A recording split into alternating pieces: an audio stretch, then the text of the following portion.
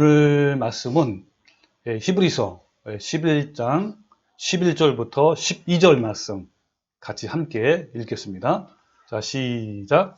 믿음으로 사라 자신도 자기가 많아 간산하였으나 잉태할 수 없는 신을 얻었으니 이는 약속하신 이를 미쁘신 줄 알았습니다. 이러므로 죽은 자 같은 한 사람으로 말미암아 하늘의 허다한 별과 또 해변의 무수한 모래와 같이 많은 후손이 생육하였느니라. 아멘. 자, 이 말씀을 좀 더 쉽게 이해하기 위해서 현대인 성경도 제가 떠왔는데 이 부분은 제가 읽을게요. 자, 그의 아내 사라도 너무 늙어 아기를 낳을 수 없었으나 믿음으로 임신하게 되었습니다. 그녀는 약속하신 분이 신실하다고 생각했던 것입니다. 이리하여 죽은 사람이나 다름없는 늙은 아브라함에게도 여기서 하늘의 별과 바다의 모래와 같은 수많은 후손이 나오게 되었습니다. 네, 아멘. 자, 이 본문 말씀으로 오늘 주제 말씀이 마지막 대환란을 이기기 위한 준비 16번째가 되겠고요.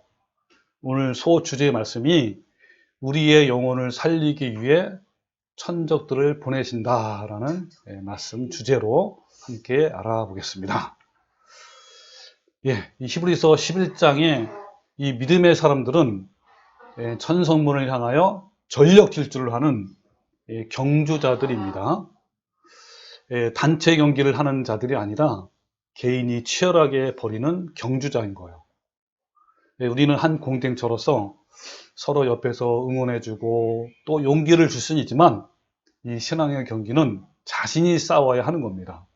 그래서 이 히브리서 11장의 믿음의 선진들은 각자 다른 환경이나 삶 속에서 살았지만 자신의 삶 속에서 달리고 또 달린 거예요. 그래서 마침내 승리자의 자리에 설 수 있게 된 것입니다. 히브리서 11장의 믿음의 사람들은 모두 개인적으로 전투를 치른 자들이에요.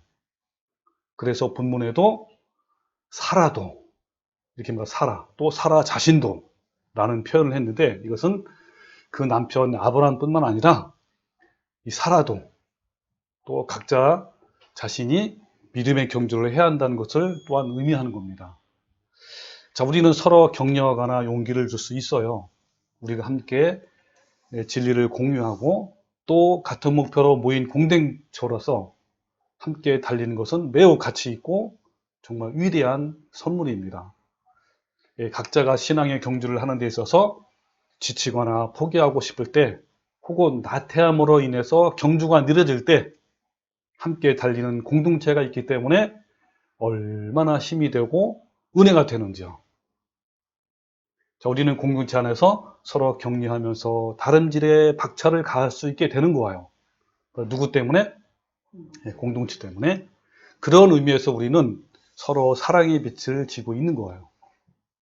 이에 대해서 전도서는 다음과 같이 말씀하고 있습니다. 자, 우리 같이 한번 성경을 봅시다. 전도서 4장 9절에 있는 말씀인데요. 제가 한번 읽어보겠습니다.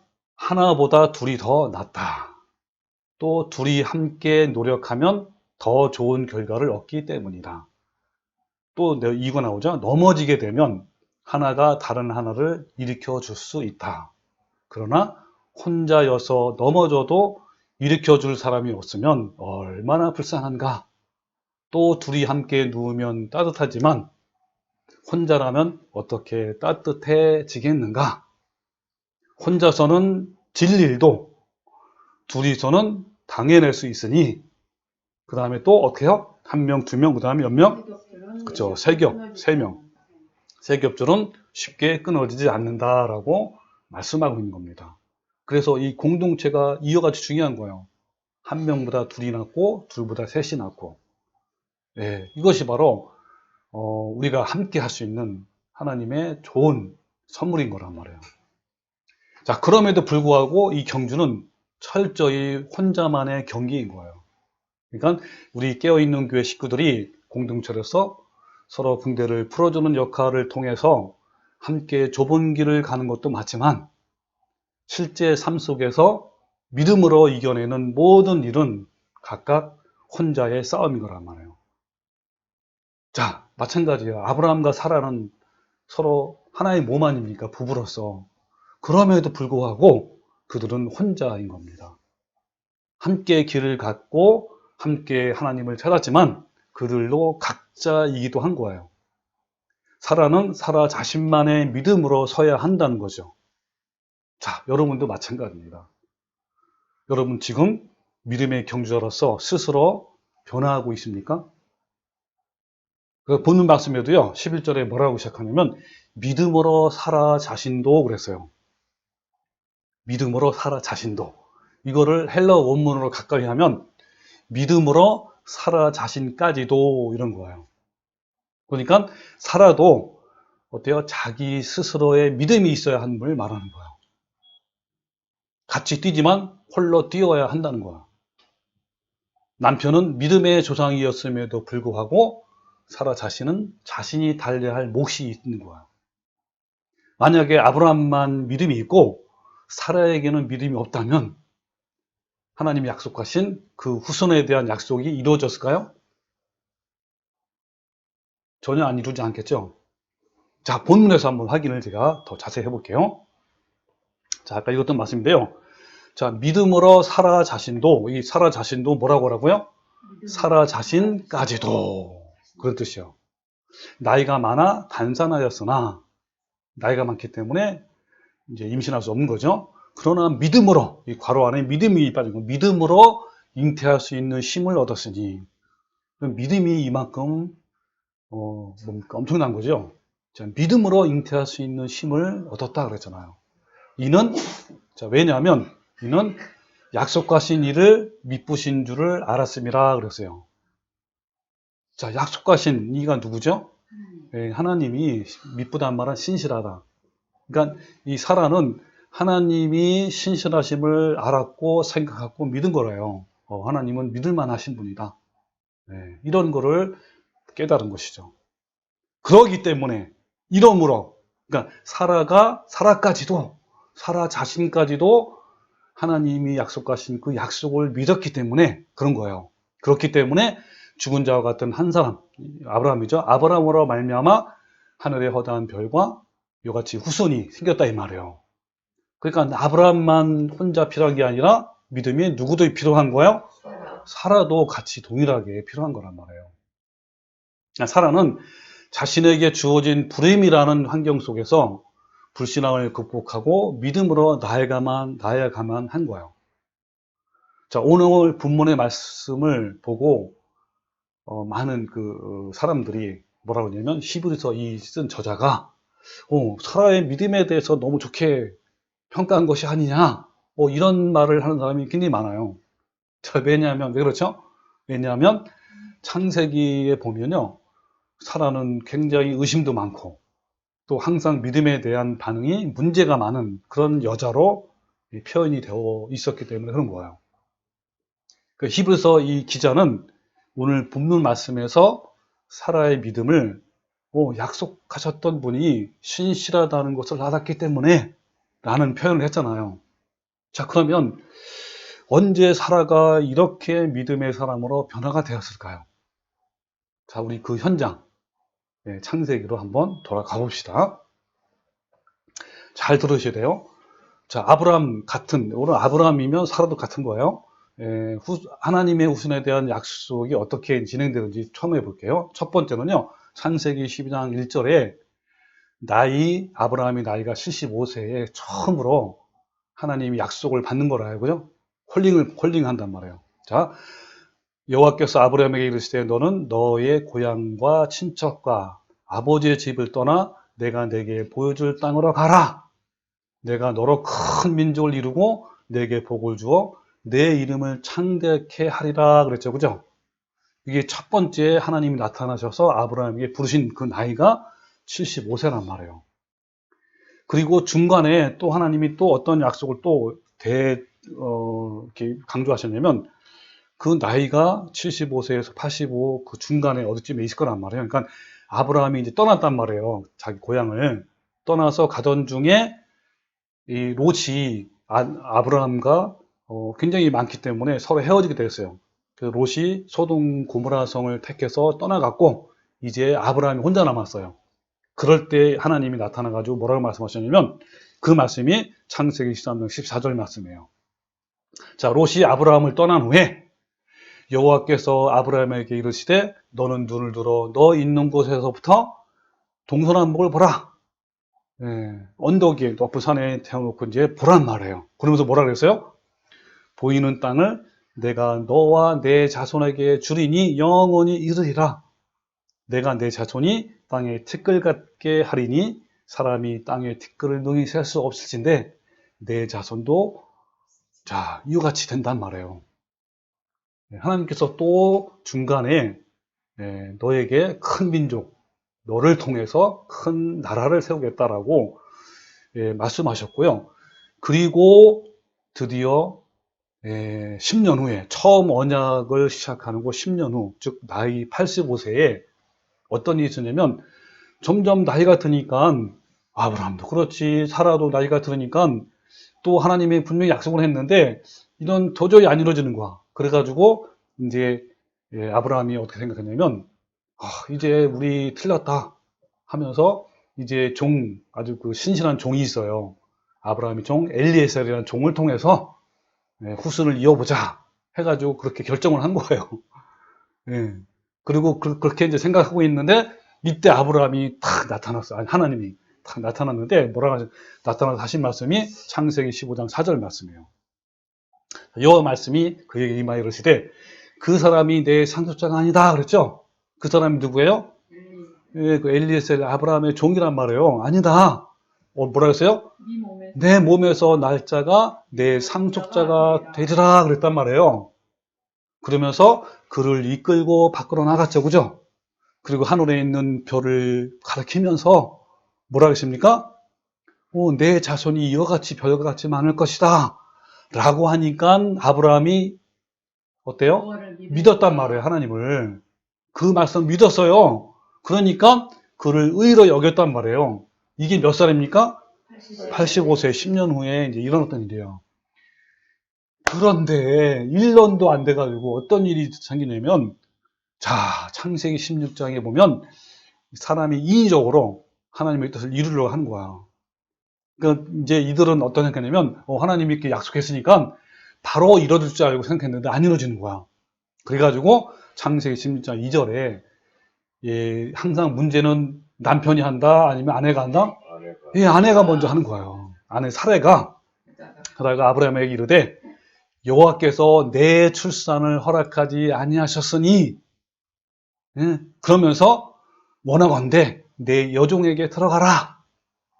내 여종으로 말미암아 내 자손을 보겠다라고 한 거죠. 그죠?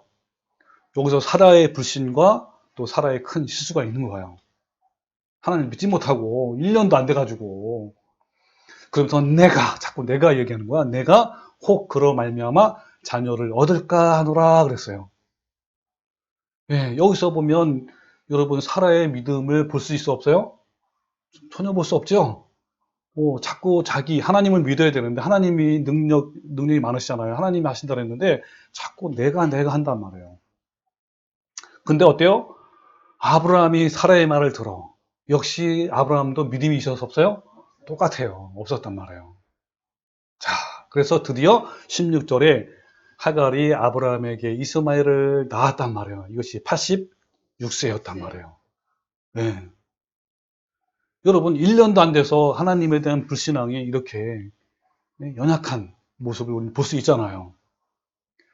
그래서요 하나님께서 정말 이 아브라함의 이 믿음을 보고 실망하셨는지 13년 동안 침묵하신 거예요. 네. 그러니까 이 아브라함과 사라가 가나안 땅에 들어온 지 10년 정도 되었을 때 약속했던 자손을 주지 않는 하나님에 대해서 사라의 불만으로 하갈을 아브라함에게 들어보냈잖아요. 사라는 하나님을 신뢰하고 끝까지 기다려야 하는데 또 아브라함도 마찬가지죠. 그만 하나님을 믿지 못하고 인간적인 방법으로 해결하려고 한 거예요. 여러분 믿음의 기초는요 기다림이에요. 기다림을 통해서 믿음과 신앙은 성숙해지는 것입니다. 하나님은 기다림을 통해 진짜 성도를 만드시는 거예요. 지금도 아브라함과 하와를 믿음의 사람으로 만들어가는 중에 기다리지 못한 거죠. 하나님에 대한 절대적 신뢰가 없이는 기다릴 수 없잖아요. 그래서 기다림은 믿음의 사람이 반드시 있어야 할 하나님의 성품이에요. 사랑의 성품. 그래서 고전 13장에 사랑은 모든 것을 바라며 라고 했잖아요. 이 바라며가 기다리며 라는 뜻이에요. 기다림은 바로 예수님의 성품이에요. 우리가 가져야 할 천국인의 성품이란 말이에요. 자, 여러분도 이런 기다림의 성품이 있습니까? 아멘. 네. 하나님은요, 창세기 15장에서 아브라함에게 자녀가 있을 것이라는 약속을 해주었죠. 그리고 아브라함은 이 약속을 믿었고, 하나님은 이러한 아브라함의 믿음을 의뢰 여겼단 말이에요. 그런데 1년도 안 돼가지고 창세기 16장에서 아브라함은 하나님의 약속을 기다리지 않고 그의 여종 하갈과 동침해서 이스마엘을 낳았단 말이에요. 그러니까 하나님의 약속을 따라 가나안 땅에 10년을 머물렀지만 하나님이 자녀를 허락하지 않자 사라의 말을 듣고 당시의 풍습대로 여종을 취해서 자녀를 낳은 것이죠. 그리고 이어지는 창세기 17장에 또 시작이 돼요. 바로 13년 만에 이제 하나님이 나타난단 말이에요. 그때가 몇 살이냐면 아브라함의 나이가 99세에 나타납니다. 무려 13년의 기간 동안 아브라함에게 하나님은 침묵을 하신 거예요. 하나님께서 우리 자신들의 자녀들에게 다양한 방법으로 징계를 하시는데 그 중에 침묵이라는 징계는요, 징계 중에 굉장히 무거운 것에 해당이 돼요. 여러분, 우리도 어릴 때 어떤 잘못을 했는데, 그죠? 아버지가 침묵하시면 그것이 더 무서웠잖아요. 차라리 매라도 맞으면 마음이라도 후련할 텐데, 그만큼 침묵은요, 무서운 징계인 거예요. 하나님은 긴 침묵을 깨고 아브라함에게 나는 전능한 하나님이라, 너는 내 앞에서 완전히 행하라, 이렇게 말씀하시면서 다시 나타나신 거예요. 그리고 이전에 맺은 언약을 상기시켜요. 그 이전에 맺은 언약은 바로 후손에 대한 언약 아닙니까? 자, 아브라함의 나이 99세, 13년 만에 다시 나타나서 하나님 말씀하신 그 언약의 말씀을, 자, 창세기 17장의 말씀으로 다시 한번 돌아가 봅시다. 자, 1절에 아브라함이 언제? 99세 때에 여호와께서 아브라함에게 나타났어요.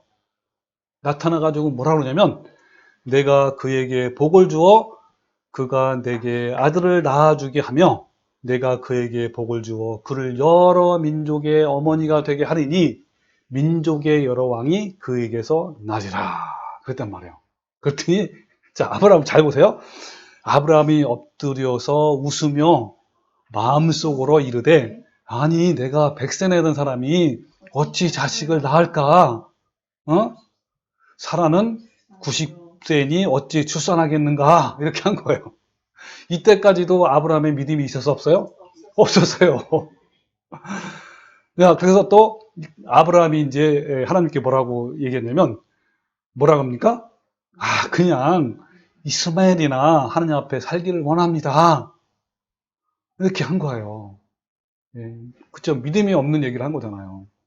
그래서 하나님이 이르시되, 아니라 내 아내 사라가 내게 아들을 낳으리니 너는 그 이름을 이삭이라 하라.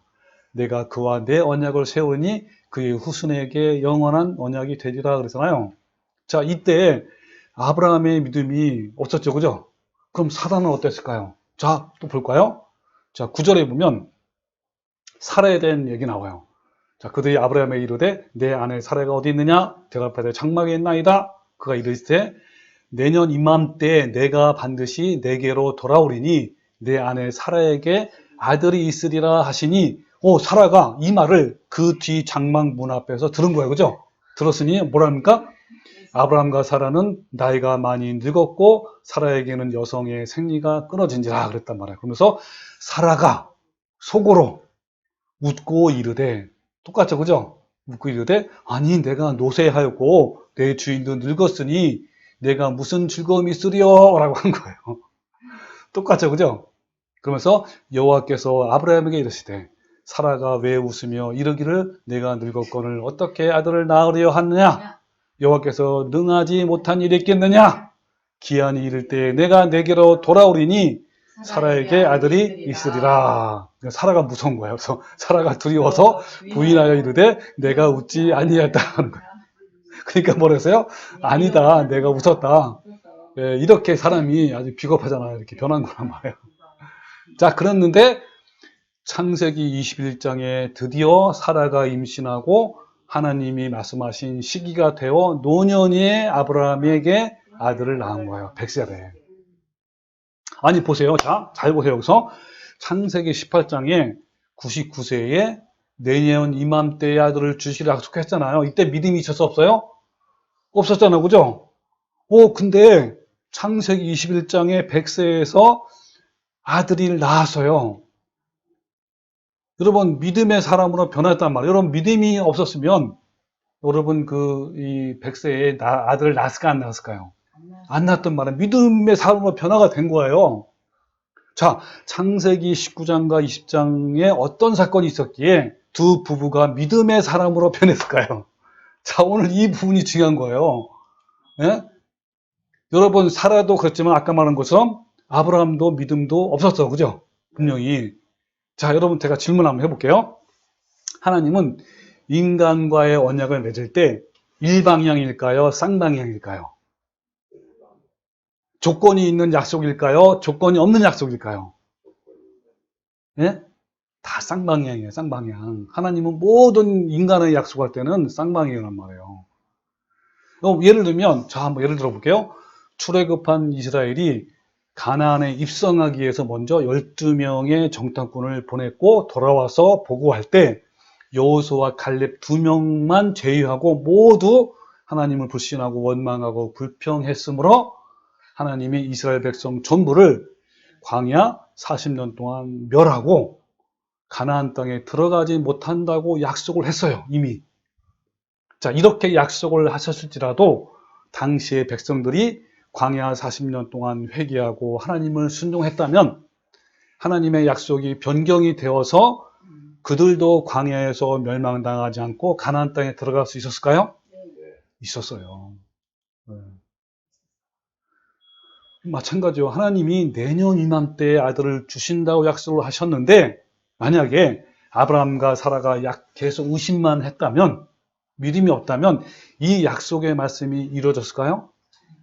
아니란 말이에요. 아브라함과 사라 부부는요 13년 전이나 13년 후나 하나님에 대한 불신앙이 있었고요. 변화되지 않는 믿음을 가졌잖아요. 만약에 내년에 아들을 낳을 것이라는 약속을 아브라함만 믿음이 있고 사라는 그 약속을 믿지 않았더라면 하나님이 약속을 하셨더라도 그 약속이 파기된단 말이에요. 자, 그런데 오늘 본 말씀에서는 분명히 사라가 하나님의 신실하심을 믿었기 때문에 그 후손이 별과 같다라고 그랬잖아요. 그죠? 자, 그러면 아브라함과 사라가 하나님을 전적으로 신뢰하는 믿음은 과연 언제 생겼을 거야? 예, 그것은 바로 그 믿음은요, 창세기 18장. 18장은 어떤 내용이었죠? 내년 이맘때에 아들을 낳을 것을 약속. 그리고 창세기 21장, 아들을 낳았단 말이에요. 그 사이에 몇 장이겠죠? 19장과 20장에 어떠한 사건으로 인해서 아브라함과 사라가 하나님에 대한 믿음으로 바로 서게 됐단 말이에요. 그러니까 내년 이맘때에 아들이 있을 것이라는 약속을 받고 그 이후 1년 뒤에 정말로 아들을 낳았잖아요. 이 사이에 구체적으로 어떤 사건이 있었길래 아브라함과 사라가 믿음의 사람으로 변했을까요? 다시 창세기 19장으로 한번 돌아가 봅시다. 자, 먼저 18장에 이런 거 어떤 내용이 먼저 나오냐면 잘 아시겠지만 그 세 천사 중 두 천사가 소돔과 고모라로 들어가요. 뭐 하기 위해서? 소돔 고모라 성을 하나님 멸망시키기 위해서. 그리고 한 천사가 바로 누구예요? 요 하나님이에요. 그죠? 하나님은 아브라함과 대면해가지고 소돔과 고모라의 멸망에 대한 말씀을 하시자 그것에 의인이 있으면 용서해 줄 것을 하나님께 아브라함이 막 구하잖아요. 네, 기억나시죠? 아브라함이 하나님께 의인 50명만 있으면 용서해 주십시오 하면서 계속 해가지고 10명까지 갔지만 결국 의인 10명이 없어서 창세기 19장에서 소돔과 고모라의 성이 멸망당해요. 여러분, 아브라함과 사라는 당시에 가장 번성했던 큰 제국과 같은 소돔과 고모라가 유황불과 큰 지진으로 멸망하는 것을 생생하게 볼 수 있었고요. 또한 믿음으로 훌륭했던 롯의 가정이 처참하게 붕괴되는 것을 다 보게 된 거란 말이에요.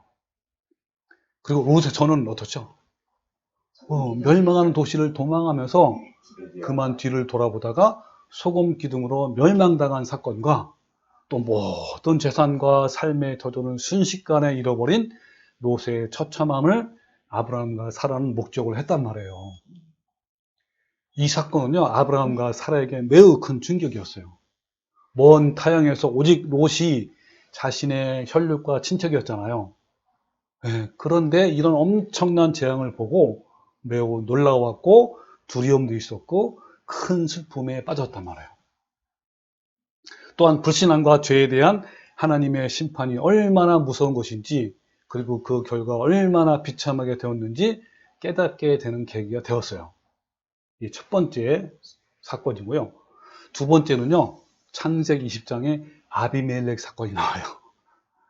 네. 그 말도 많고 탈도 많았던 아비멜렉 사건.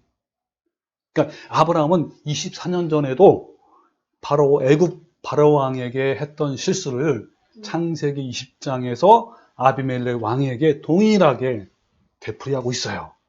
그게 뭐냐면 바로 아브라함 자신이 살기 위해서 비겁하게 자신의 아내를 누이라고 속이는 장면이 나옵니다. 이 사건은 사라가 아기를 임신하던 중에 일어난 사건이에요. 그만 매우 이해가 안 되는 사건이죠. 또 이해가 안 되는 것은 당시 사라의 나이가 89세예요. 노인 아니에요, 노인. 아니, 그 나이에도 왕이 탐할 정도로 그렇게 미모가 뛰어났다는 거예요. 보통 왕이면 뭐라 나이 든 사람을 해요. 그 젊은 사람 많을 텐데. 네, 이런 생각도 들었습니다.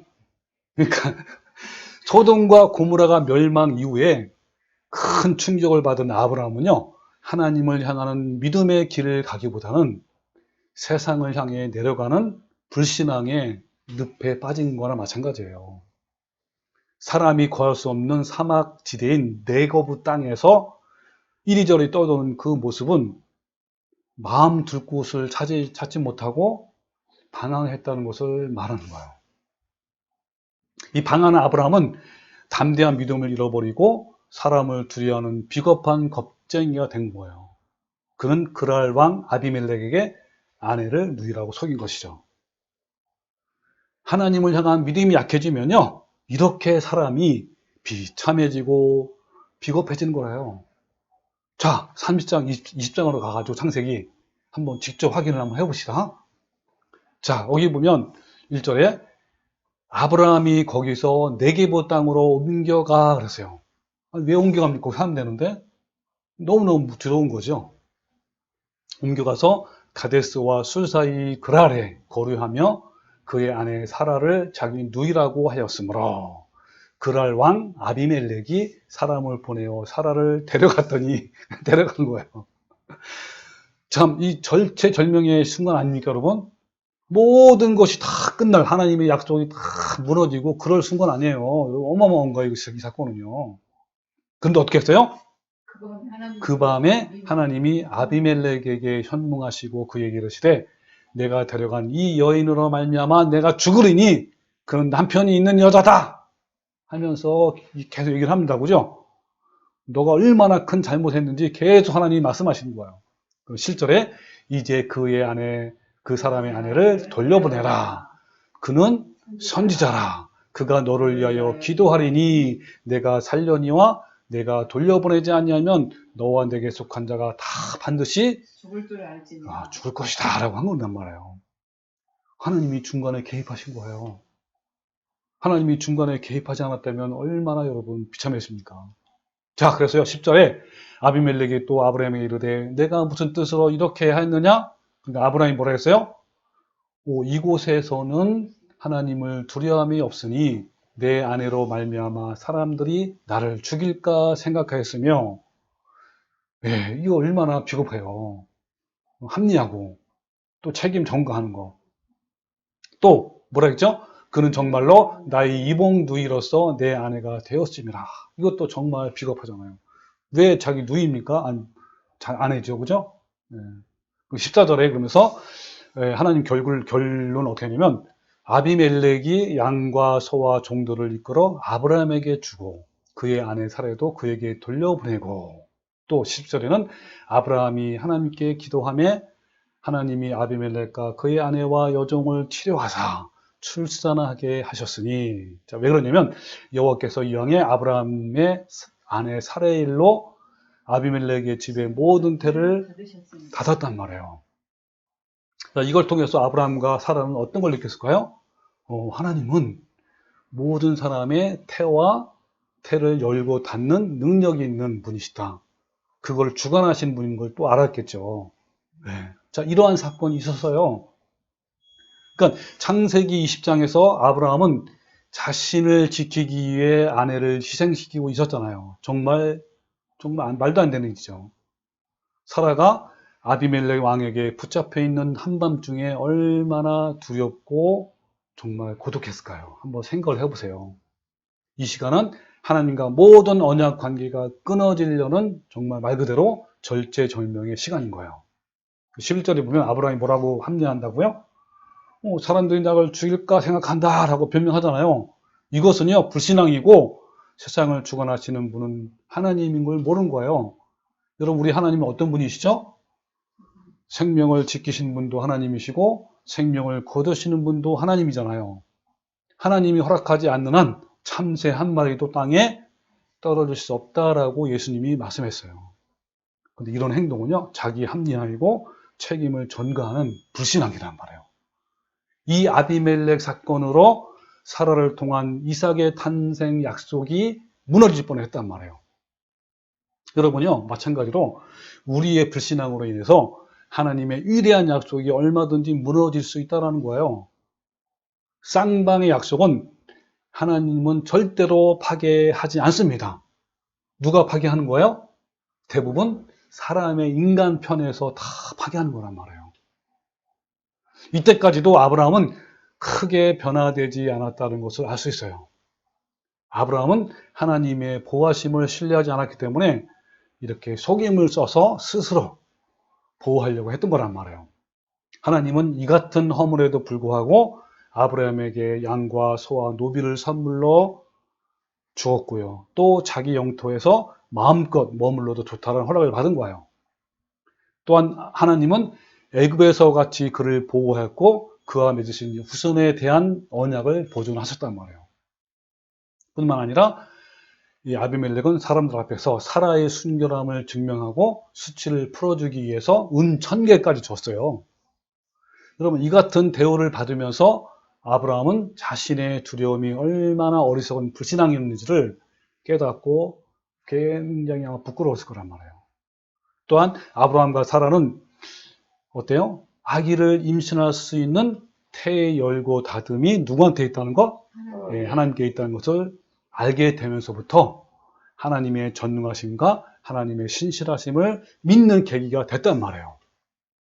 이 아비멜렉의 사건은 아브라함과 사라에게 있어서 죽음의 위기와 두려움과 고난의 절체절명의 순간이었단 말이에요. 그러나 이런 위기와 고난 가운데서 아브라함과 사라는 하나님이 자신들을 온전히 보호하실 뿐만 아니라 필요한 재물을 주시는 은혜를 통해서 하나님의 사랑을 더 깊이 깨닫는 기회도 됐을 거란 말이에요. 여러분, 이 두 가지 사건, 하나는 자신의 주변에서 일어나는 사건이잖아요. 혈육인 롯의 사건. 또 하나는 자신에게 직접 일어난 사건. 이 두 사건 모두 큰 충격적인 사건이요. 어때요? 이 부부에게는 정말 큰 고난이란 말이에요. 이 두 사건을 통해서 아브라함과 사라의 믿음이 성장하는 계기가 된 거란 말이에요. 두 부부의 믿음이 단단해지고 성장을 위해서 하나님이 직접 개입을 하신 거란 말이에요. 여러분, 이와 같이요, 성도는 위기와 고난을 통해서 하나님의 사랑을 깨닫게 되고 믿음의 사람으로 성장하게 되는 거예요. 이 사건을 통해서 아브라함과 사라의 믿음이 성장했음을 로마서를 통해서 우리는 확인할 수가 있어요. 자, 한번 로마서 4장을 볼까요? 18절에 이 아브라함이 그랬죠. 이 아브라함은 또 같이 누구도요? 사라도 말 같은 거예요. 아브라함이 바랄 수 없는 중에 바라고 믿었으니 이는 내 후손이 이와 같으리라 하신 말씀대로 많은 민족의 조상이 되게 하려 하심이라. 그가 백선하되어 자기 몸이 죽은 것 같고 사라의 태가 죽은 것 같음을 알고도 믿음이 약하여지지 아니하고 믿음이 없어 하나님의 약속을 의심하지 않고 믿음이 견고해져서 하나님께 영광을 돌리며 약속하신 것을 또한 능히 이루실 줄 확신했다라고 말씀하고 있습니다. 이 사건이 왜 언제 이뤄진 거라고요? 바로 두 사건이죠. 사라는 이런 모든 사건을 통해서 하나님이 어떤 분이신가를 깊이 생각한 거예요. 그리고 이러한 모든 고난과 하나님의 보호하심을 통해서 하나님의 용서와 사랑을 또 깨달았고 또 그런 것이 결국은 믿음으로 굳어지고 성장했단 말이에요. 자, 오늘 보는 말씀에서도 아까 읽은 것처럼 사라의 믿음을 뭐라고 했다고요? 약속하셨던 분이 신실하다라고 알았기 때문이라고 이렇게 표현했잖아요. 히브리서가 말하는 이 사라의 믿음은 바로 이 두 사건을 겪은 후에 생긴 거예요. 사라는 소돔과 고모라의 성에 대한 하나님의 심판을 통해 마음에 큰 변화가 있었고 아비멜렉의 사건을 통해서 하나님에 대한 경외심과 긍휼과 용서를 체험했단 말이에요. 그리고 사라의 믿음이 장성했는데 이 매우 큰 역할을 한 거란 말이에요. 이 하나님은요, 우리의 믿음이 성장할 수 있도록 고난을 주시기도 하시고 또 고난을 이길 수 있도록 때로는 기가 막힌 방법으로 우리를 보호해 주시기도 해요. 저도 제 자신을 돌이켜보면요, 절체절명의 위기의 순간도 있었고 정말 불신앙과 고난 중에 허덕일 때도 있었어요. 그 모든 사건 하나하나를 통해서 하나님의 성품이 조금씩 알게 됐고 하나님에 대한 믿음이 성장함을 저는 경험을 했습니다. 하나님은 우리에게 약속하신 영광을 주시기 위해서 우리를 고난을 통해서 단련시키기도 하시고 또 그 가운데서도 기가 막히는 하나님의 은혜를 또 체험하기도 하는 거예요. 그러므로 여러분, 자신이나 주위에 일어나는 사건으로 말미암아 자신에게 돌아온 고난을 그냥 넘기지 마시고 그 사건을 통해서 믿음에 성장하고 또 하나님의 성품을 닮아가는 계기로 삼으십시오. 그 고난의 사건은 나에게 주시는 하나님의 특별한 은혜인 거예요. 자, 우리 한번 야고보서 볼까요? 1장 2절에 보면 내 형제들아 너희가 여러 가지 시험을 당하거든 온전히 기쁘게 여기라 그랬어요. 자, 어떻게 여기라고요? 기쁘게 여기라. 자, 왜 그럽니까? 너의 믿음의 시련이 인내를 만들어내는 줄을 너희가 압니다 그랬단 말이에요. 그러니까 인내의 성품, 오래 참음, 이게 예수님의 아름다운 성품 아닙니까? 이거를 만들기 위해서 예수님을 닮아가기 위해서 이렇게 한 거란 말이에요. 인내를 온전히 이루라. 이는 너희로 온전하고 구비하여 조금도 부족함이 없게 하려 함이라 그랬죠. 또 12절에 시험을 참는 자는 복이 있나니 이는 시련을 견디하는 자가 주께서 자기를 사랑하는 자들에게 약속하신 생명의 면류관을 얻을 것이기 때문이다. 왜 하나님께서 시험을 주십니까? 고난을 주세요? 결국은 어디 가기 위해서? 생명의 면류관을 얻기 위해서 그렇게 하신 거예요. 얼마나 여러분, 그러니까 기뻐하는 거야 우리가. 앞으로 우리에게 닥칠 마지막 대환란, 짐승의 표의 환란과 7 대접의 재앙은 어마무시한 시련과 고난이에요. 이 마지막 대환란을 이기기 위해서 또 준비하기 위해서 현재 우리에게 주어진 시험과 시련과 고난을 참고 견디며 이겨내야 하는 거예요. 하나님이 우리에게 주시는 사건들과 고난은요, 우리를 사랑하사 우리의 믿음을 성장시키기 위해서 주시는 것이고, 그 사건들을 통해서 하나님과의 관계, 사랑의 관계를 더 깊어지게 한 거예요. 시험을 참고 시련을 견디는 자들에게 인내의 성품을 맺게 하시고 온전하고 구비하여 조금도 부족함이 없게 하실 것이고, 결국은 약속하신 생명의 멸관을 주실 거란 말이에요. 우리에게 주시는 시련과 고난이 믿음이 성장하고 내면이 변화하는데 얼마나 유익한지를 제가 하나의 사례를 들어서 제가 여러분에게 말씀드릴게요. 17세기 말에 여러분께는 낯선 이름일지 모르지만 인도양의 모리셔스 섬이라는 곳에 도도새라는 새가 살았어요. 도도새. 들어봤어요? 네. 그런데 이 섬은 그 새들이 살아가기에 아주 좋은 여건이 되었어요. 왜냐하면 그들을 위협하는 천적이 없었기 때문에 그런 거예요. 없어졌어요. 사방에는 먹을 것이 널려 있었고, 삶의 안락함을 위협하는 아무것도 존재하지 않은 거예요. 그야말로 천국이 따라오는 거예요. 그 새들은 그 땅의 둥지를 들고 땅에 널려있는 풍성한 먹이들을 먹고 살았으므로 굳이 날개를 이용하여 창문을 나르는 수고를 하지 않아도 되었고요. 먹이를 얻기 위해서 위험한 사냥을 하지 않아도 된 거예요. 근데 원래 이 도도새는 사냥을 잘 할 수 있는 날쌘 독수리 모양이었단 말이에요. 그렇게 생겼단 말이에요. 그렇게 만들어졌는데, 기록에 의하면 이 목격된 그 도도새의 모양은 실로 놀라울 정도로 형편없는 모습으로 변해 있었다고 합니다. 키는요, 고니 아시죠? 고니 정도의 큰 키로 되어 있고, 몸집은 굵고 몸무게는 약 25kg, 부리는 약 20cm나 될 정도로 비대해진 거란 말이에요. 그런데 더 심각한 것은 날개가 힘을 잃었기 때문에 하늘을 전혀 날지도 못했다고 하는 거예요. 많은 세월 동안 사용하지 않았던 날개는 어느새 그 본래의 기능을 상실해서 그냥 거추장스러운 장식품에 불과한 것이 되고 만 거예요.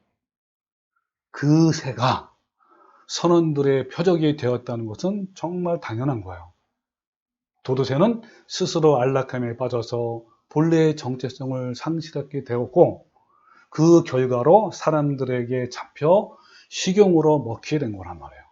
아니, 더 정확히 말하면 스스로 몰락의 길을 선택한 거예요. 이 도도새는 신선한 고기를 원하는 선원들에게 매우 좋은 사냥감이 된 거예요. 이로 인해 수많은 도도새가 죽어갔어요. 모리스 섬에 인간이 발을 들여놓은 지 100년 만에 한때 수많은 그 도도새가 희귀종이 되어버렸고요. 그리고 1681년에 마지막 새가 죽었어요. 멸종이에요, 멸종. 여러분, 오늘날 교회에도요, 날아오르지 못하는 도도새 같은 교인이 많아요. 분명히 교회는 열심히 다니는데 도무지 날지도 못하고 걷지도 못하는 그런 교인이 많다는 거예요. 경건의 모양은 있으나 경건의 능력은 없고요. 맹수의 흔적은 있으나 맹수의 야성을 잃어버린 교인을 말하는 거예요.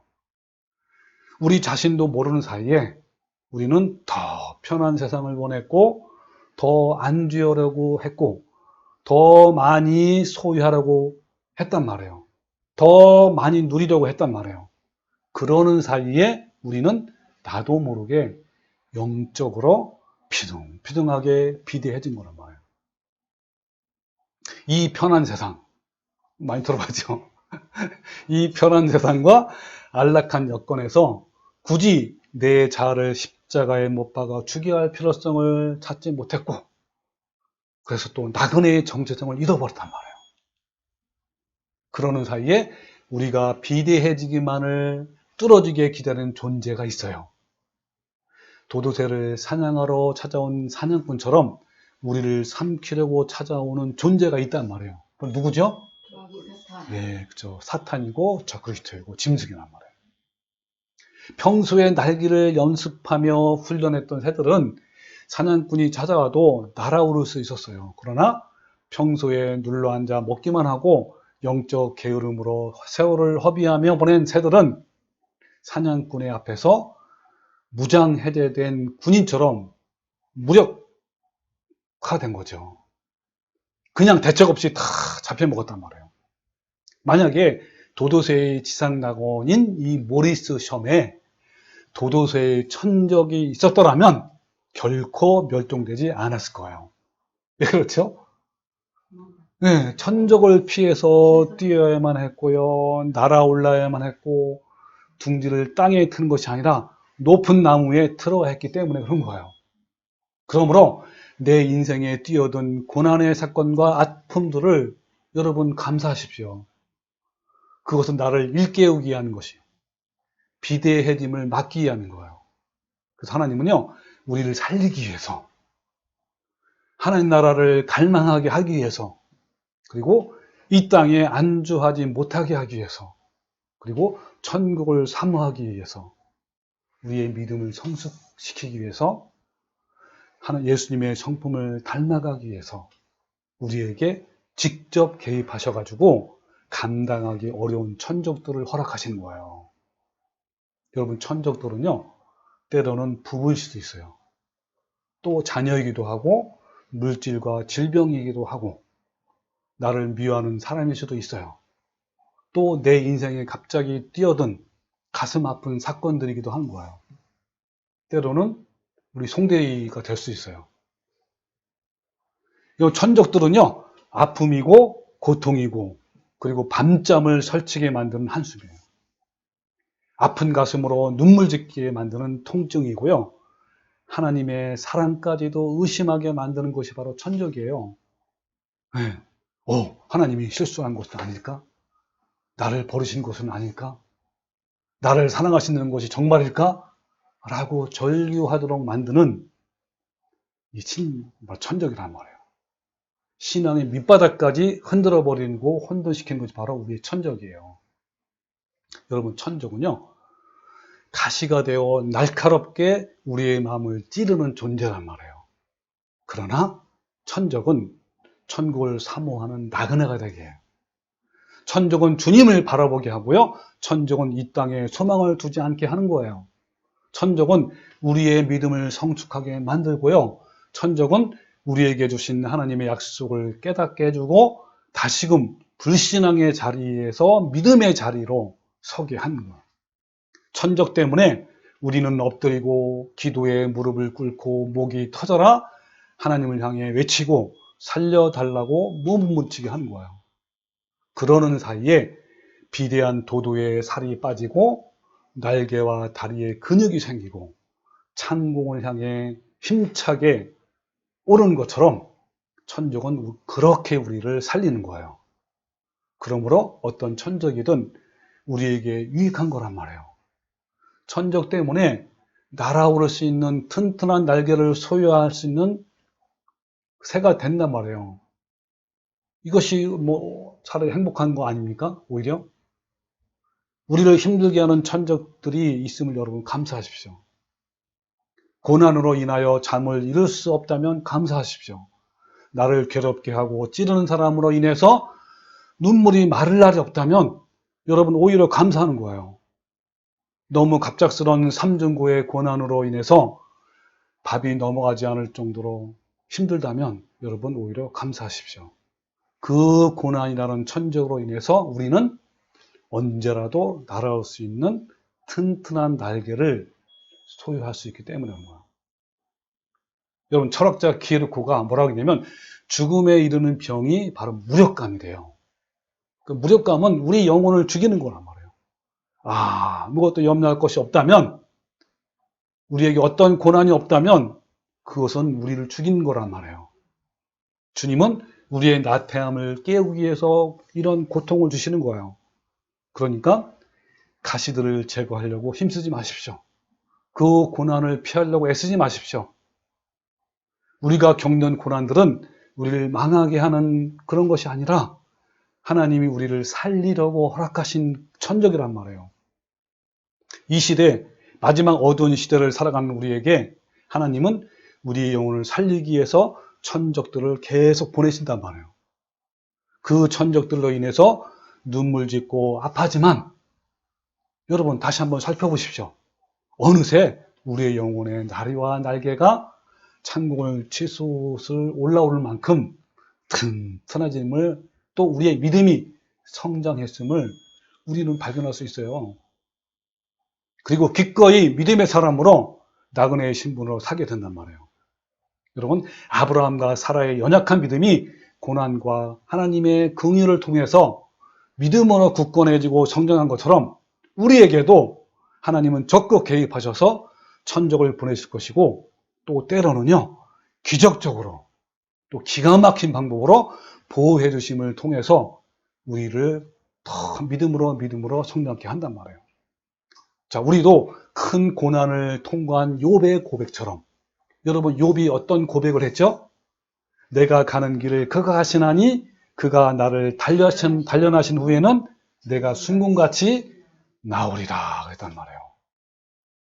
여러분, 이런 고백이 우리의 고백이 되게 합시다. 그래서 마침내 마지막 대환란을 넉넉히 이기게 되는 성도가 되시길 바랍니다. 여러분, 우리 모두 하나님이 우리에게 허락하신 천적을 통해서 아브라함과 사라처럼 믿음이 단단해지고 성장하는 성도가 되시기를 주님의 이름으로 축원합니다. 아멘.